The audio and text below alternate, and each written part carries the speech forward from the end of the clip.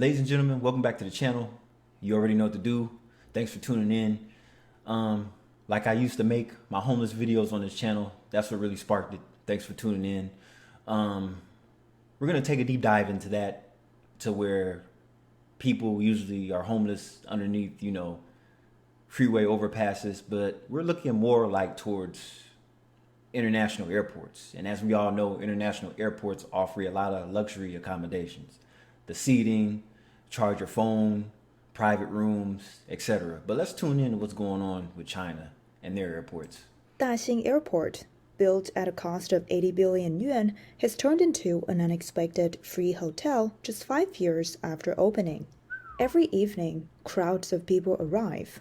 Some curl up on soft sofas, others stretch out on semi-reclining chairs, and a Crazy. few even bring blankets, making the terminal their temporary home. This trend started with employers trying to save on travel costs. They often booked early morning flights from Daxing Airport, usually around 5 a.m., to take advantage of discounts. Workers, unwilling to pay for expensive late-night taxis, began arriving the night before. Many slept on the floor of the check-in halls. Seeing this, airport officials decided to open the departure lounge, offering guests access to more comfortable sofas and recliners. At first, the airport allowed passengers to enter the lounge 12 hours before departure. Last year, this policy was extended to 24 hours. Word spread quickly, and people with tickets started arriving early to make use of the amenities. The lounge provided safety, hot water, free Wi-Fi, showers, and a variety of food. See, in America, we don't even get these leg rests. And see, these chairs look a lot cleaner too, because if you come to American airports, the seats are disgusting. People still spill coffee or whatever else in the crevices, right? So each seat that you look at as you're walking by, I have OCD, so I'm looking for the cleanest seat to sit in. And there's always some kind of debris or residue in each seat, because I'm like, okay, you have all these janitors here, but they're not doing their job. How come they're not wiping down, sanitizing the seats? And mind you, this is during COVID at the time too. So Options at city level prices. Many found it easier to settle at airports than navigate the city, especially as work trips have become less frequent. Inside the terminal, people can be seen doing all kinds of things. Some lounge on sofas, editing resumes, others taking early morning flights, sleep curled up in corners. Small business owners use the free Wi-Fi to manage their orders, while delayed passengers spend the night waiting for their flights. Those without tickets find other areas to rest, like the arrivals hall or the check-in areas. Job seekers, unable to afford hotels, use the airport as a temporary base. Students preparing for exams and migrant workers also turn to the airport for shelter.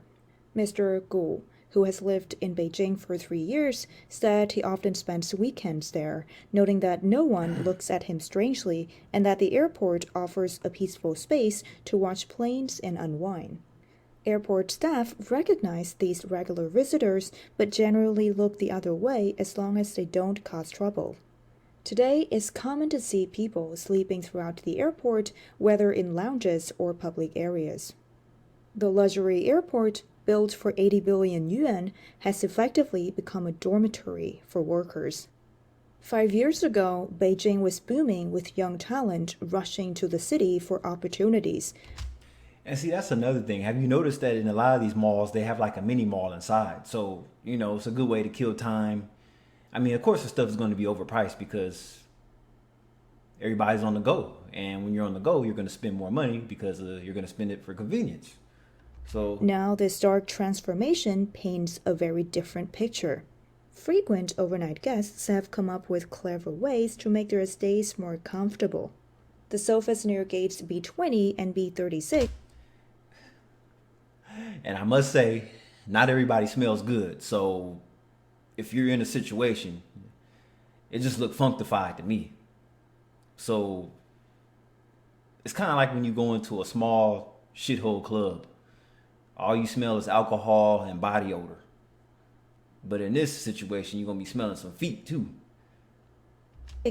are the most sought after.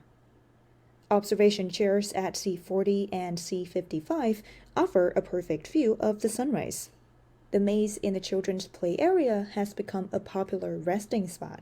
The 24-hour Starbucks also has long benches available. Latecomers often rearrange chairs to create makeshift beds. Some sleep in charging zones to ensure their phones stay powered. If all else fails, laying a blanket on the carpet is also an option. They use bubble wrap as insulation to keep warm, which is both warmer and more portable than a yoga mat. Black umbrellas serve as curtains, while hats block out light and protect freshly washed hair. In the morning, you can pick up an empty coffee cup at McDonald's and get a refill to handle breakfast during hotel checkout rush hours. Sneak into an empty room to grab a quick shower. In the afternoon, head to a nearby Hailidao restaurant. They have free snacks and unlimited lemonade. For dinner, go to a bakery and grab some nearly expired bread. Experienced residents even bring out camping gear, making them appear more professional. For many young, educated individuals, these cost-saving measures are out of necessity, not choice. They reflect the challenges faced by a generation trying to make ends meet. Daxing Airport isn't the only refuge for those in need. A 3-kilometer economic zone has grown around the airport, offering services tailored to struggling workers. Budget inns, 24-hour convenience stores, luggage storage shops, and even rural homestays provide practical solutions for people facing temporary difficulties. The rural homestays may look modest from the outside, but they are tidy and well kept inside.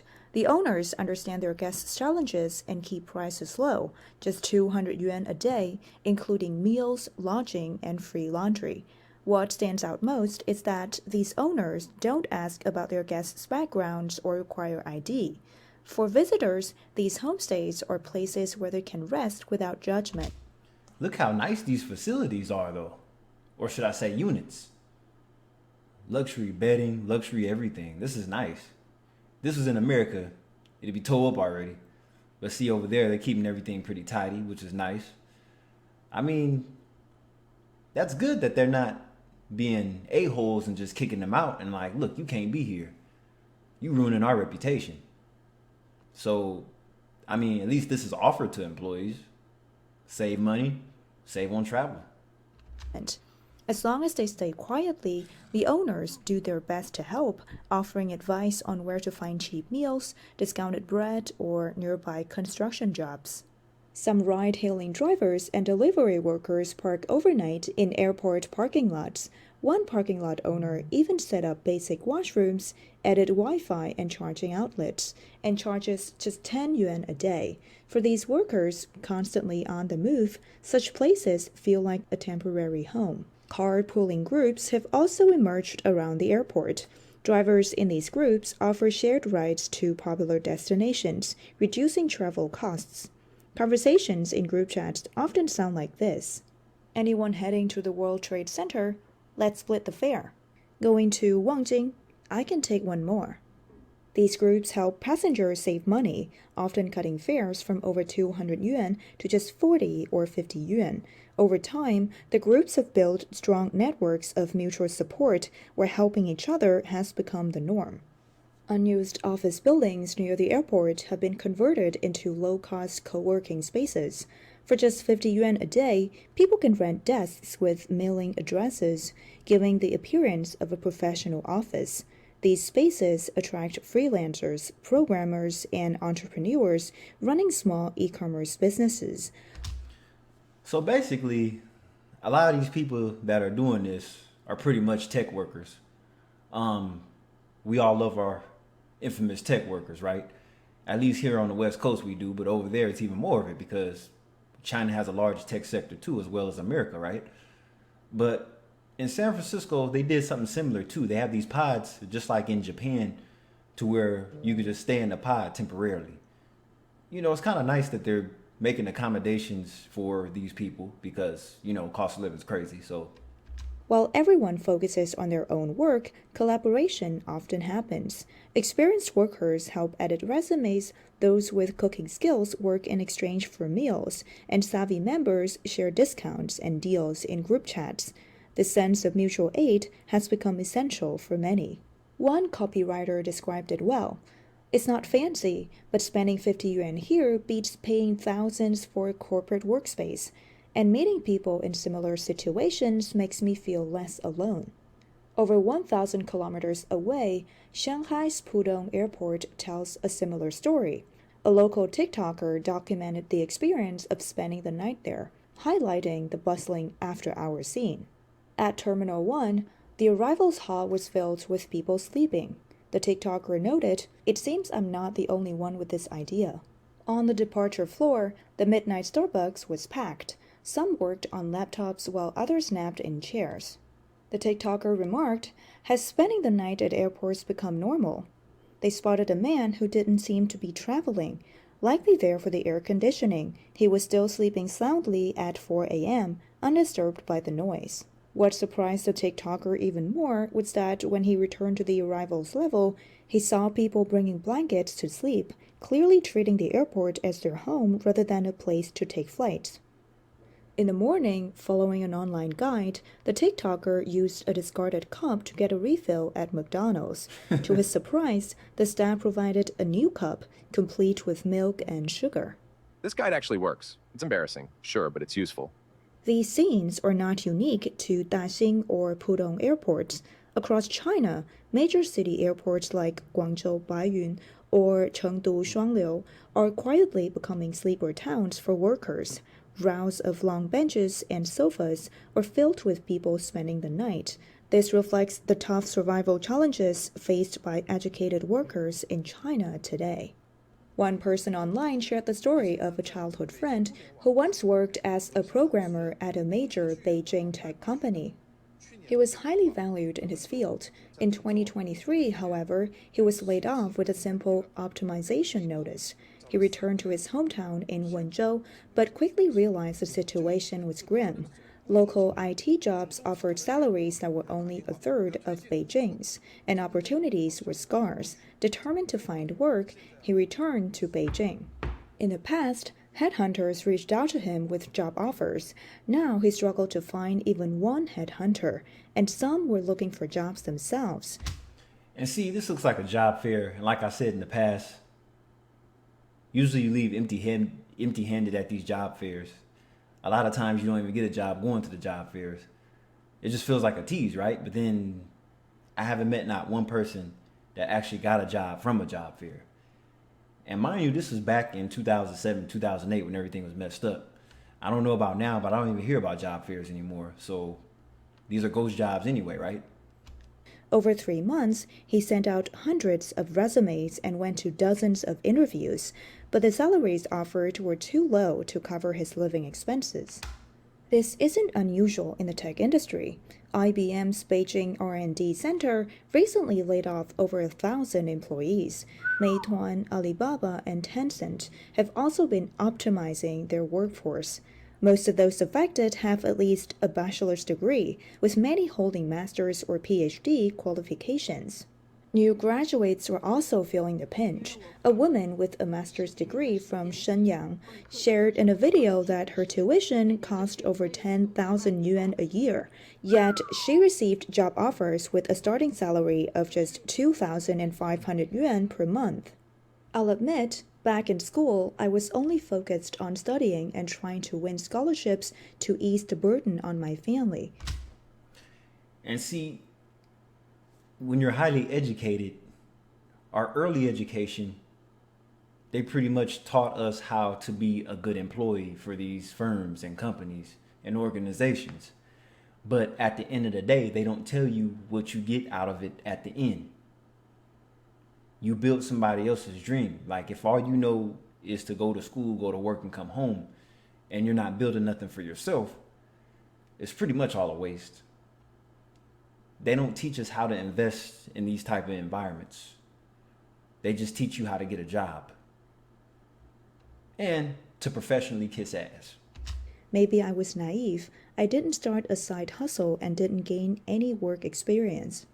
She doesn't dare return to her hometown in Jiangsu, fearing awkward questions from relatives. They would ask, "You spent so much money on a master's degree. How much are you earning now?" In some cities, unemployment rates have reportedly exceeded 20%. In the past, people without jobs could turn to ride-hailing or food delivery work, but ride-hailing is increasingly automated, and competition in food delivery has driven down earnings significantly. Some young people say, Our parents' generation could at least go back to farming if they lost their jobs. They had a place to fall back on. But can you afford to do that now? Nope. Even without loans, living in the city costs money. You need transport fees just to go out, water bills to use the bathroom at home, and property fees even if you don't eat or drink. In 2018, China's internet industry was booming. Many young people shifted careers to study programming, eager to join startups in Beijing. Back then, life seemed full of promise. Take Mr. Liu, for example. In his first year, he earned 10,000 yuan a month. He hoped to double that in his second year and reach 30,000 yuan in a few more. His parents even encouraged him to buy a house in Beijing, offering to sell their family home to help with the down payment. No one imagined life would become so difficult. After the pandemic, foreign investors began pulling out. Internet companies cut jobs and salaries, and university graduates found it hard to get work. The hardest hit were young people from small towns with no networks or connections in Beijing.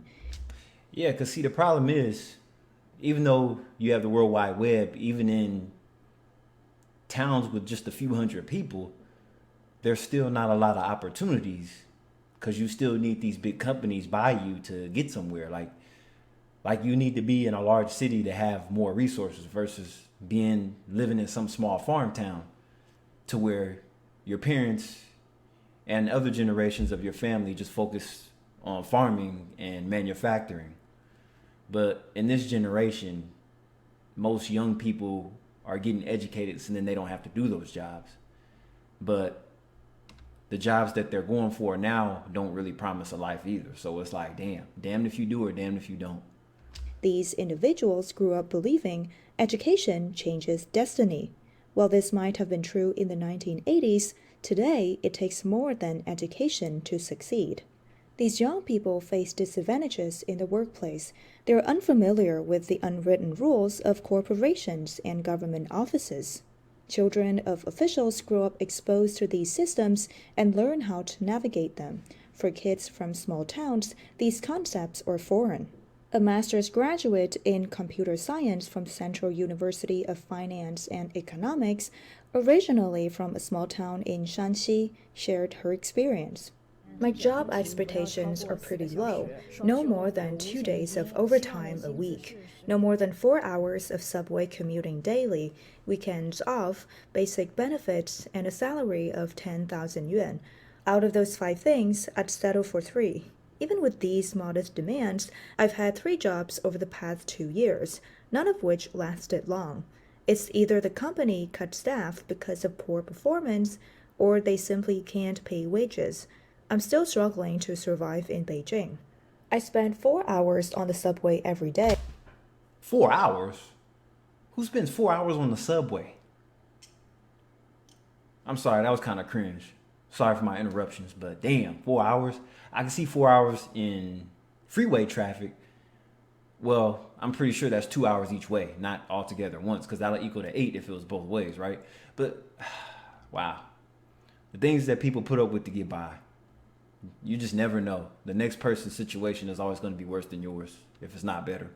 Hey, always ready to pull out my laptop and revise proposals while commuting. I leave home at 7 a.m. and don't return to my old, shabby rental apartment, 3,000 yuan a month, until 11 or 12 at night. After paying for rent and food, I'm left with just 1,000 or 2,000 yuan a month.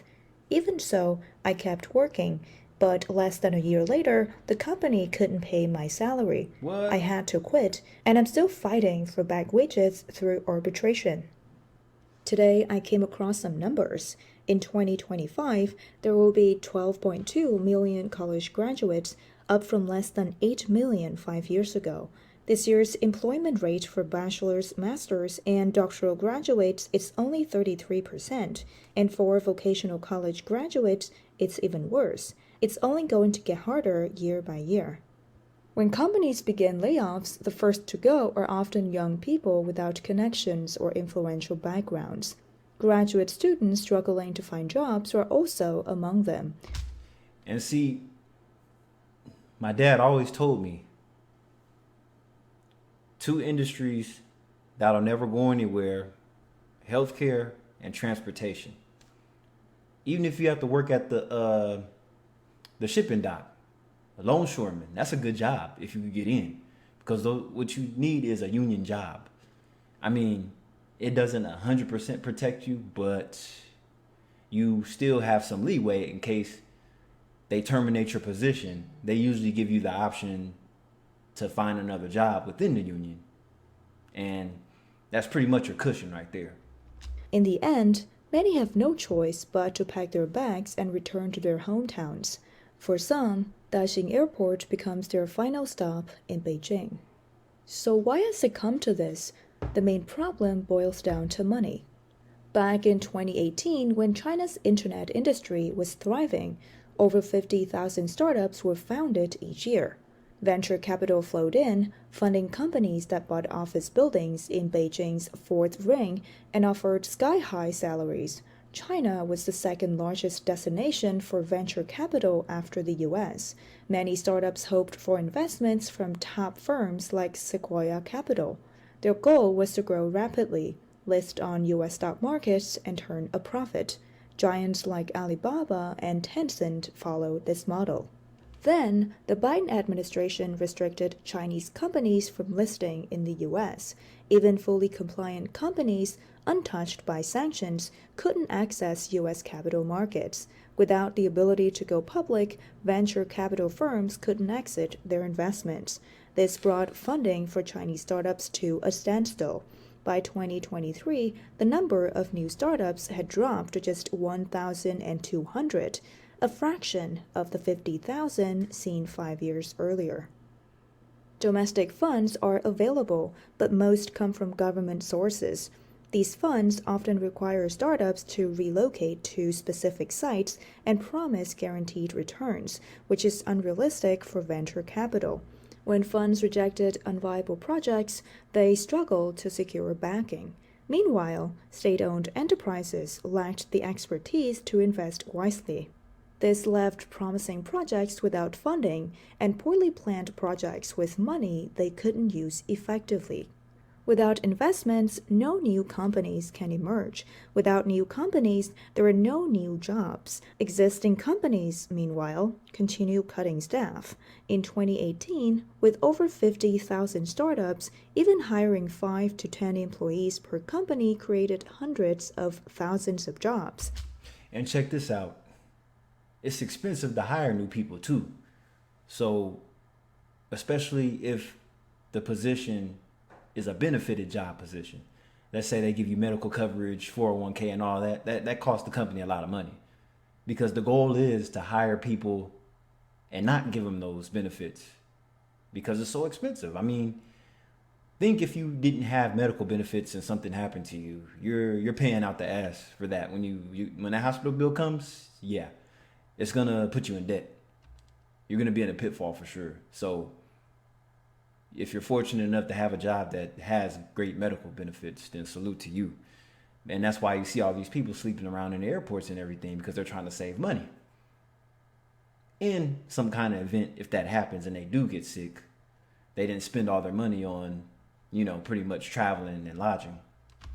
By 2023, with only 1,200 startups, over 95% of those opportunities had vanished. Whoa. Laid-off programmers used to have options, join a new startup or launch their own. And see, you have to remember, these young people in these tech jobs, there's no unions for most tech work, right? So that's another thing you have to remember. So that's why these young people are constantly job hopping. Like they might even have to go into e-commerce, or that's why they have to do Uber and everything, because they just never know when they're going to get laid off. So it's best to have a second or third income. Like basically, they should have an on-call job besides their tech job, because that tech job, they could be go at any instant, because these people that work in these tech industries, they deal with a lot of emails and stuff, and a lot of them, when the layoffs come through, they're usually either laid off through an email or during a Zoom call or Microsoft Teams, whatever platform that they use for video. People are getting laid off in meetings. And the top people, executive people, are laughing about it. Like, yeah, we don't need you no more. It was nice working with you though. Ambitious young people could secure angel investments and bring their ideas to life. Now, venture capital firms are focused on recovering past investments, leaving little room for innovation or job changes. Educated young professionals who should be driving innovation are left waiting for dawn in airport lounges. Some have moved to areas near Beijing like Tianjin or Yanjiao, spending 4 hours a day commuting. Others return to their hometowns for ordinary jobs. Some head to cities like Suzhou for stable 9-to-5 work, while others prepare for exams like TOEFL, hoping to study in the US. Life may not be ideal, but it's better than struggling to pay Beijing's high rents. It's ironic. Daxing Airport, built just 5 years ago for 80 billion yuan, was meant to showcase China's strength to the world. Today, its luxurious facilities serve as a refuge for homeless young people. It highlights the struggles of ordinary citizens trying to survive, from elderly workers braving the cold for odd jobs to young professionals stuck in airport lounges. This is the reality of China as the world's second largest economy. I mean, that's pretty much the people that spend hours in the internet cafes and everything. The only difference is you're in luxury and hanging out, sleeping around the terminals. Wake up, do what you have to do, get some nice food at one of the nice restaurants inside the area, and then just go to sleep whenever. Free lights, electricity, running water. Yeah. But at least they're willing to help these people out, though. That's the beautiful thing. Anyway, this is Kai LaVale. Let me catch you on the next video. Good night.